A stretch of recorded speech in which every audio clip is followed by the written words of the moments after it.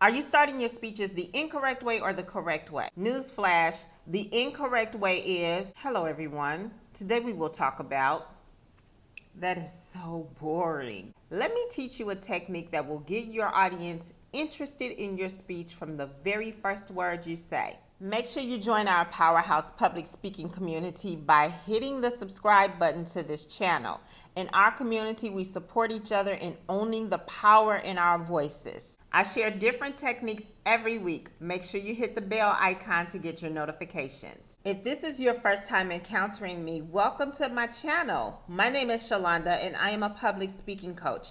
It's an honor for me to help entrepreneurs, small business owners, people in leadership positions, and professionals learn techniques that will transform their concerns with public speaking into confidence. In this conversation, we will talk about why starting your speech by saying, hello everyone, today we will talk about does not work. We will also talk about 3 ways you can get your audience interested in what you're going to say from the very first word you speak, and I will provide a framework for a well-structured introduction to your speech. The bottom line is we want to give an effective presentation, and there's a strategic way we can accomplish that goal.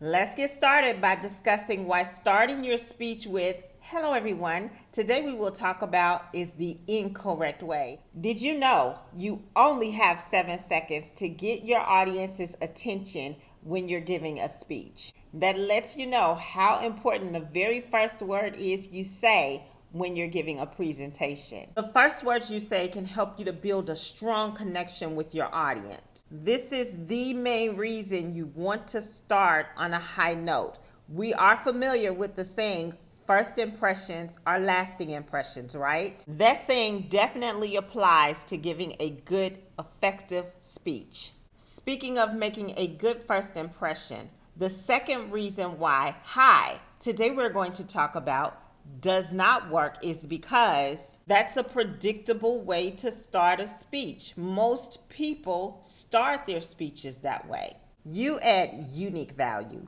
which is why you will not start your presentation the way most people start their speeches. When you choose to use a new and different technique, this is called novelty. It will work in your favor. The third reason starting your speech with hi, today we're going to talk about is the incorrect way, is because people really like for you to get to the point. They want to know right away what's in this presentation for them as a listener. Since you're going to give an effective presentation, it's best to meet that expectation right away from the first words you say. How do you do this without feeling awkward and without giving away too much information in the beginning of the speech? Use one of these 3 attention grabbers. The first attention grabber is to ask a thought-provoking question. When you are asking a thought-provoking question, you do not necessarily want your audience to provide a verbal response. You do want to make them curious about the answer to the question, which you will provide during your speech. The strategic way to ask a thought-provoking question to make your audience curious about the answer is to make sure it is a closed-ended question.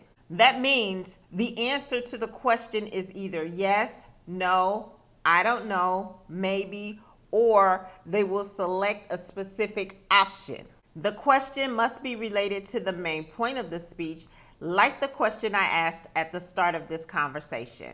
The second type of attention grabber is a quote from a famous person. Make sure the quote is related to the main point of the speech and it's a familiar quote, one that most people have heard before because again, it helps to build connection with your audience.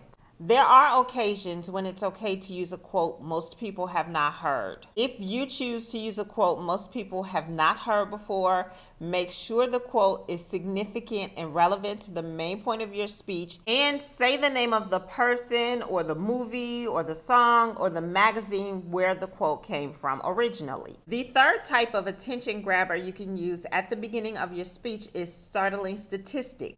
You know how people like to talk about a percentage of a population does or does not do something? That's called startling statistics. In the same way, the rhetorical question and the quote need to be related to the main point of the speech, startling statistics do too. When you choose to use statistics, keep these two things in mind. People either do not want to be included in a statistic. For example, 95% of people who give speeches start their speeches the wrong way. Most people do not want to start their speeches the wrong way. Or they want to be included in statistical data. Skeptical? Let me prove it to you. Only 10% of the people who give presentations know how to get their audience's attention from the start of their speech. Do you want to be a part of the 10% who knows? I am going to guess your answer is yes.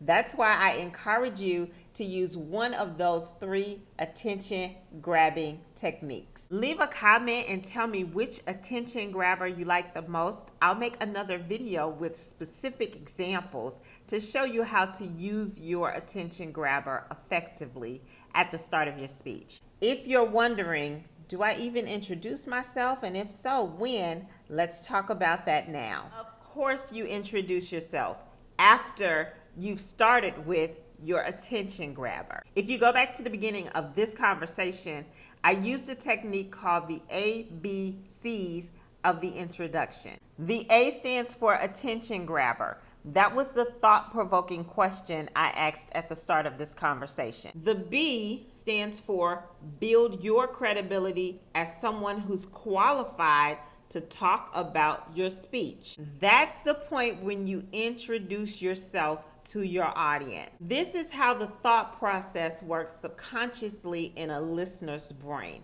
The first question they have is, what's in this conversation for me?